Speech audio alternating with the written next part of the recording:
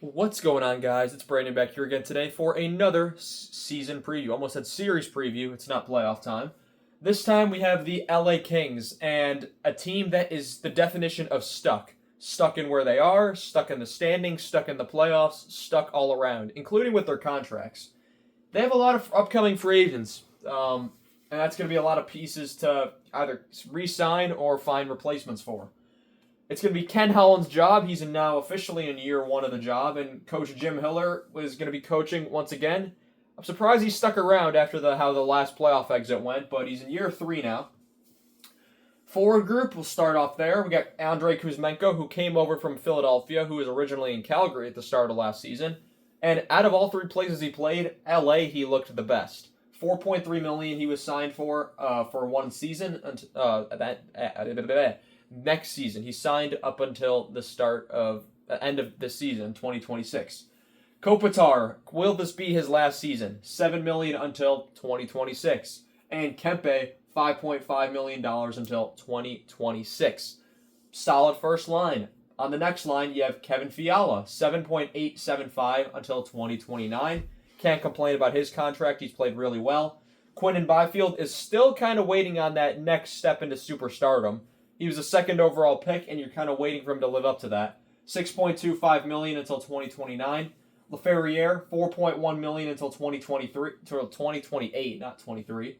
Byfield, thing with him is he's a good player. It's just about don't get me wrong, because that's going to be taken out of context to say he's not a good player. No, he is a very good player. It's just hitting that next level of good player. Third line, you have Fogle, $3.5 million until 2027. One of my favorite players in the league personally. Philip Deneau, $5.5 million until 2027 as well as Trevor Moore, $4.2 million until 2028.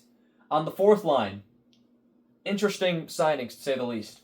If you can't beat the Oilers, have them join you. Corey Perry, $2 million until 2026. He'll be 41 as the season goes on. Hellenius, one of their young guys, is an RFA in 2026. And then Yoel Armia is brought in at $2.5 million for 2 years until 2027. Forward depth, you have Alex Turcotte, who at this point in his career, whether it's injuries, whether it's just not hitting that step, is looking like kind of a bust, unfortunately. RFA in 2027, making league min. It's just, he's had a rough go at the NHL level. Then you have Akil Thomas, RFA in 2026 as well, who can also slot into the lineup. You also have Logan Brown, and then Greentree's a prospect I would look for. Maybe not make his debut this season, but in the next couple seasons, I'd say look for Greentree. He's one that I'm keeping an eye on. Looking at the defense, Mikey Anderson's the only guy really long-term staying here. $4.125 million until 2031. You have Drew Doughty, who's making $11 million until 2027. They cannot wait for that deal to be over. Not that Doughty's a bad defenseman. He's still a very good defenseman, just not worth $11 million. Edmondson, $3.85 million until 2028. Brant Clark, RFA in 2026 to fill out that second pair. And then the third pair, Dumoulin and Ceci. Dumoulin, $4 million in 2028 was signed for 3 years. And then Cody Ceci, $4.5 million until 2029. Certainly is an interesting choice by Ken Holland. Yeah, that's definitely an interesting choice. Defensive depth, they have Kyle Burrows, $1.1 million until 2026 to play as their seventh defenseman. You also have Brustowitz, who was drafted this year. He's not going to make his NHL debut for a couple years, but he's a prospect I'd be looking to watch for the future for the LA Kings. Not a lot in the terms of prospects, not a lot of draft hits in the recent memory. Additions, Perry, Armia, Dumoulin, Ceci, Forsberg. Fourth line, third pairing, backup goaltender. Okay. Subtractions, Gavrikov and Spence. Spence is a question mark. You had a whole third pairing slot ready for Spence to go, and you signed Dumoulin, you signed Ceci. They trade Spence to Ottawa for whatever reason. He was a young, up-and-coming defenseman. I don't know why you removed that from your roster. Tanner Jeannot signs in Boston. Trevor Lewis, I believe, retired. And David Riddick, did he sign with the Islanders? I think it was the Islanders he went to. And then you have Phoenix Copley, I forgot to mention, as your third goaltender. And your goaltending, I just skipped goaltending completely.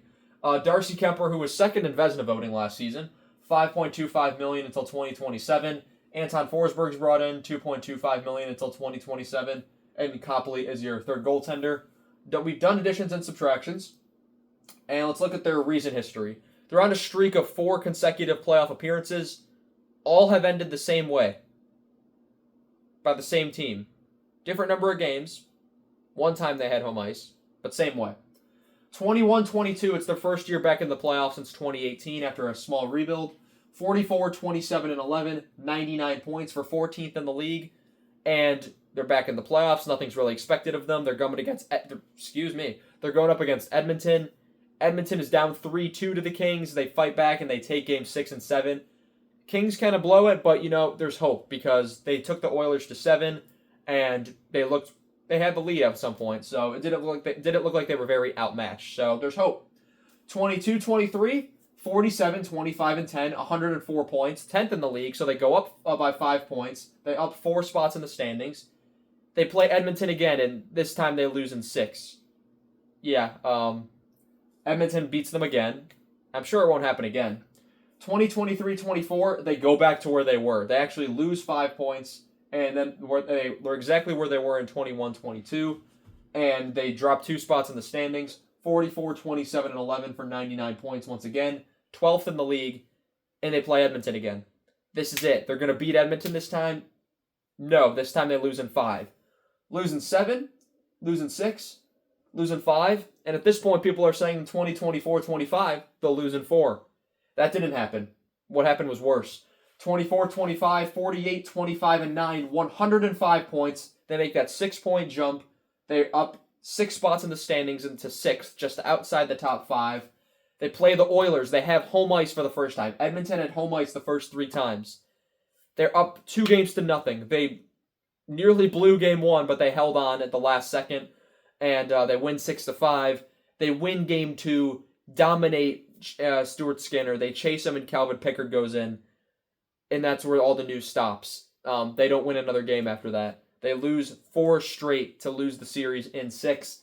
4 consecutive series lost to these guys, the Edmonton Oilers. It's like it's the 80s all over again for them. Aside from 1982 and 1989. 1989 they had Gretzky, though, so that makes sense. So, where does this team go moving forward? Not a lot of big changes. They're kind of sticking with it. They lose Gavrikov to the Rangers. Spence they trade out for whatever reason. Jeannot, Lewis, Riddick, all expendable.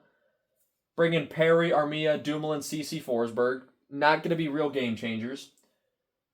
Got some expiring contracts of big names. Is Byfield going to be able to take over for Kopitar? As Kopitar is, I think, 37, 38 years old now. And if you look at the standings, the division's not getting any easier. Vegas and Edmonton are really their competitors. Is it possible the Kings fall out of the top 3? It is possible. I mean, it's I can't say it's not impossible. Calgary looked really good. They were surging late. Vancouver could always jump back in because their team is as consistent as, I don't even know. Anaheim's going to be better. Seattle and San Jose, probably not. But LA should be in the playoffs next year. If they what they need to do is avoid Edmonton. If they're the 2 and 3 seeds with 5 games left in the season, just tank them and get a wild card spot. Like you have a better chance against any other team at this point than you do the Oilers because it's clear you can't beat them. 4 straight years of it. And yeah, that's really all I have to say about the LA Kings. It's really, can they beat Edmonton? Anyway, guys, that's going to be all I have for you guys in this one. I want to thank you all so much for watching this video, and I shall see you all in the next one. Have a good one.